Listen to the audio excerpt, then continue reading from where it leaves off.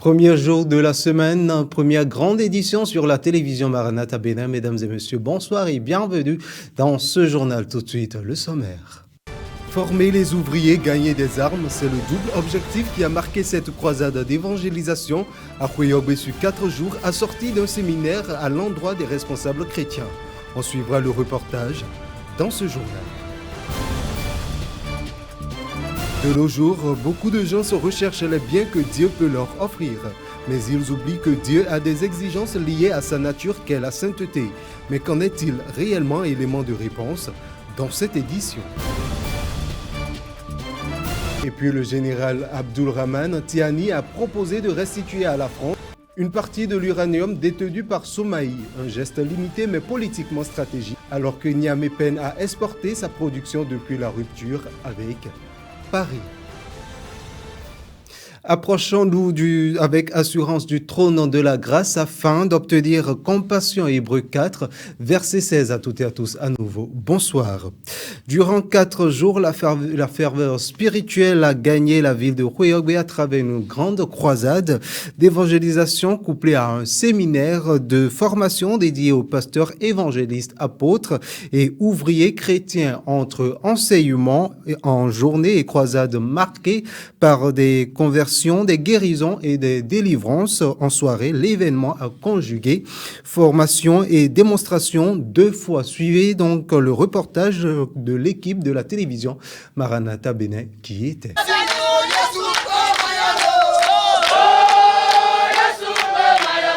Pendant 4 jours, la ville de Sakhoué dans la localité de Hueyogbe était au cœur d'une grande croisade d'évangélisation couplée à un séminaire de formation dédié aux hommes de Dieu. Jésus a dit curieusement à des gens qui ont cru en lui que leur père, c'est le diable. Parce qu'ils font les œuvres du diable.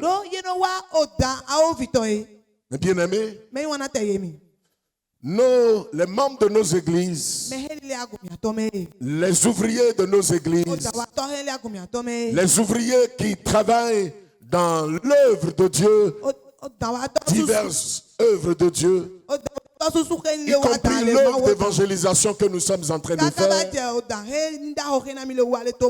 Des ouvriers peuvent être des enfants du diable et en train de travailler pour amener les gens de Satan à Dieu. 2 cadres distincts, mais un même objectif, équiper les serviteurs de Dieu et conduire les âmes au salut. En soirée, le décor change. Place à la grande croisade d'évangélisation, une foule nombreuse s'est également rassemblée.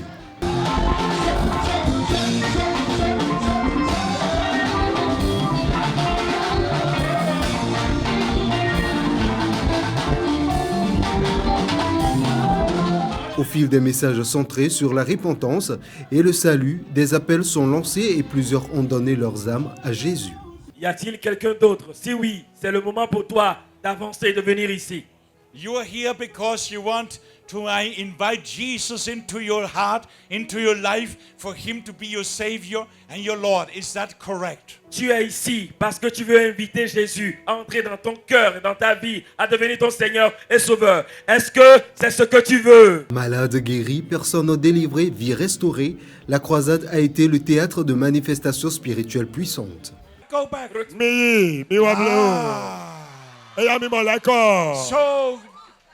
So can you dance now? Est-ce que vous pouvez danser maintenant? Go ahead. Après 4 jours d'intenses activités spirituelles, les hommes de Dieu repartent équipés et de nombreuses âmes ont trouvé le chemin du salut. Alléluia. Et puis à l'issue de cette croisade, l'initiateur de ce programme explique les objectifs qui est une recommandation biblique. Et à côté de lui, l'évangéliste Père Hildegard du Darmrak également rappelle que le Bénin est une clé pour conquérir les âmes à Christ. Je vous invite à les suivre. Nous sommes venus ici dans la commune de Hueyogbe, regroupant les arrondissements de Sé, d'Arrêt, de Honhui, de Hueyogbe Centre comme de Doutou pour une campagne d'évangélisation assortie d'un programme de séminaire pour les pasteurs, les évangélistes, les apôtres, les prophètes et les anciens de la parole de Dieu, les prédicateurs laïcs, les anciens, les ouvriers chrétiens en un mot, pour ce séminaire, parce que nous trouvons que si nous évangélisons pour que les âmes soient sauvées, il faut un personnel aguerri, renforcé dans leur capacité ministérielle en vue de donner un meilleur encadrement à ceux et celles qui prennent part à la croisade. Et à ce propos, le Seigneur nous a agréablement surpris en ceci que le terrain que nous avons pris, qui est quand même bien large, le premier jour c'était d'innombrables personnes, mais hier, deuxième jour, déjà jeudi, le 12 février 2026, le terrain ne pouvait pas nous contenir, des gens étaient restés au dehors, les gens étaient dans l'école d'à côté et ne pouvaient pas trouver de place, tellement le Seigneur a attiré beaucoup de gens à ce programme. I believe in these years. L'une des raisons qui nous motive à venir principalement au Bénin, c'est que nous avons constaté que Dieu a un projet pour le Bénin. Et d'ailleurs, la carte du Bénin, elle est semblable à une clé, elle a une forme d'une clé. Et nous pensons que l'évangile ne va pas seulement s'arrêter au Bénin, mais Dieu se servira du Bénin comme étant une clé pour atteindre d'autres nations également. For the gospel to go not only to Benin, but even beyond. De nos jours, beaucoup de gens recherchent les biens que Dieu Tout-Puissant peut leur offrir, mais ils oublient que ce Dieu a des exigences liées à sa nature qu'est la sainteté. Chez d'innombrables croyants, nulle personne vivant encore sur terre ne peut réellement être saint ni pratiquer la sainteté. Or, il est écrit dans Hébreux 12, verset 14, « Recherchez la paix avec tous, la sanctification, sans laquelle personne ne verra le Seigneur. » Fort de cela, l'homme de Dieu, Élie Arossi, explique les termes sainteté. Suivez donc cet extrait, suivez-le à travers cet extrait. La sainteté, d'abord, c'est la nature de Dieu. Dieu est saint.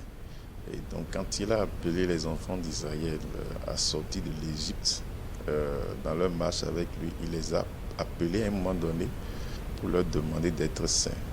Dans Lévitique chapitre 20, verset 26, il a dit qu'il est un Dieu saint et qu'il veut que ses enfants soient saints. Et également dans le Nouveau Testament, l'apôtre Pierre nous a parlé de la sainteté.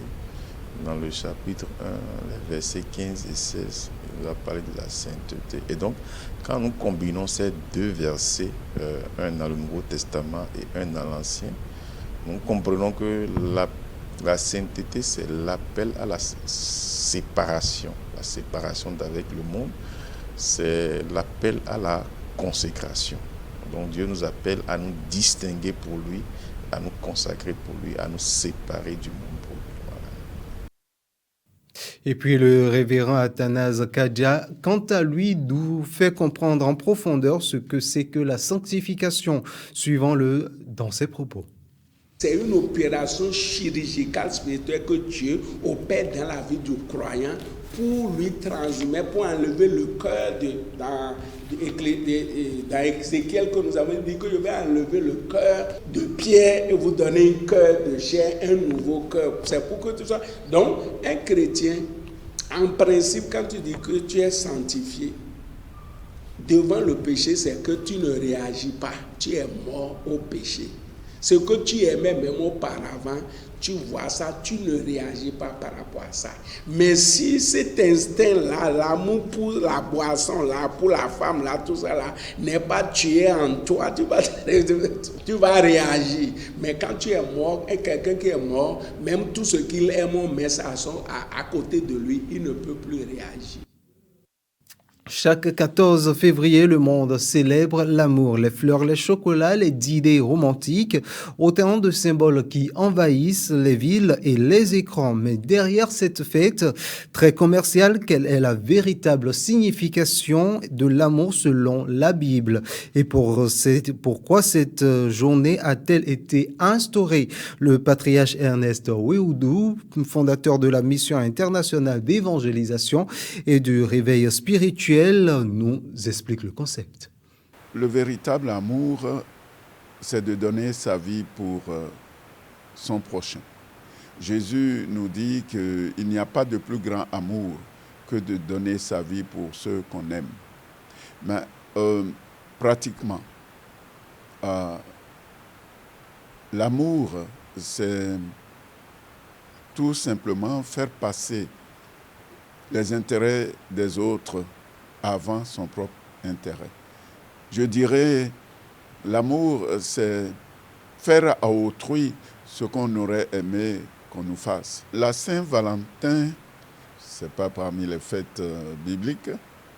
La Saint-Valentin aurait eu pour origine, au IIIe siècle, un prêtre nommé Valentin qui, contrairement à l'édit de l'empereur Claude II, mariait secrètement les couples, alors que l'édit de l'empereur interdisait les mariages. Donc ce prêtre célébrait secrètement les mariages et lorsque cela a été su, il a été décapité. Alors, en souvenir à ce prêtre, les gens ont décidé de faire de ce jour-là, où il a été décapité, la fête des amoureux. La seconde, il paraîtrait qu'une fête semblable était célébrée déjà par les Romains, cette fête qu'ils appelaient les Lupercales. Les Lupercales. Donc c'est une fête où on célébrait la fertilité et on aurait, à partir du IIIe siècle, joint ça à l'acte qu'a posé le prêtre Valentin et bon, c'est devenu la Saint-Valentin. Il insiste à présent, un chrétien ne doit pas attendre une occasion particulière pour manifester son amour à son conjoint. Et même dans les moments d'affection, il faut toujours savoir raison garder. On le suit de nouveau. Conformément à la parole de Dieu, je crois que le chrétien ne peut pas célébrer la Saint-Valentin telle qu'elle est faite là. Le chrétien ne doit pas y prendre part. Le chrétien a toujours aimé et devrait toujours aimer parce que notre Dieu est amour. On ne doit donc pas attendre un jour particulier pour célébrer l'amour. En tant qu'enfant de Dieu, nous devons célébrer l'amour à tout moment, à tout instant. Attendre un jour particulier pour manifester son amour à son conjoint, je trouve que c'est laisser la volonté de Dieu pour faire la volonté du monde. Pour nous, les chrétiens qui veulent célébrer cette fête, je dirais, il faut vraiment être équilibré. On peut prendre le côté positif, n'est-ce pas, et montrer à sa conjointe que oui, on l'aime, n'est-ce pas, mais pas le côté négatif de la chose où on fait ce qu'on veut. Bon, je ne veux pas aller trop dans les détails, mais on peut commettre toutes sortes d'infidélités, d'adultère, et ceci, c'est pas ce que Dieu veut pour les enfants de Dieu. Le monde peut le faire, mais pas les enfants de Dieu. Il faut savoir raison garder et ne pas tomber dans le péché ce jour-là où on veut montrer son amour. Et puis, hors de nos frontières béninoises à présent, à New Delhi, dirigeants et géants de la tech se réunissent pour tracer l'avenir de l'IA. Niamey propose de restituer une partie de l'uranium à la France. Et Laurent Nunez se rend en Algérie pour relancer le dialogue sécuritaire entre les deux pays. C'est une compilation signée Félicité Bouton. Au Niger, le général Abdourahmane Tiani propose de restituer à la France une partie de l'uranium détenu par la Somaïr, dont 63,4% appartiennent au groupe Orano. Un geste symbolique dans le bras de fer engagé depuis le coup d'État de juillet 2023. Après la nationalisation de la mine en juin 2025, le Paris a saisi le Centre international pour le règlement des différends relatifs aux investissements CIRDIR qui a demandé de ne pas vendre l'uranium contesté.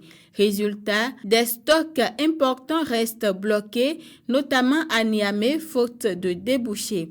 Pays enclavé, le Niger ne peut pas exporter via le Bénin dans un contexte diplomatique tendu.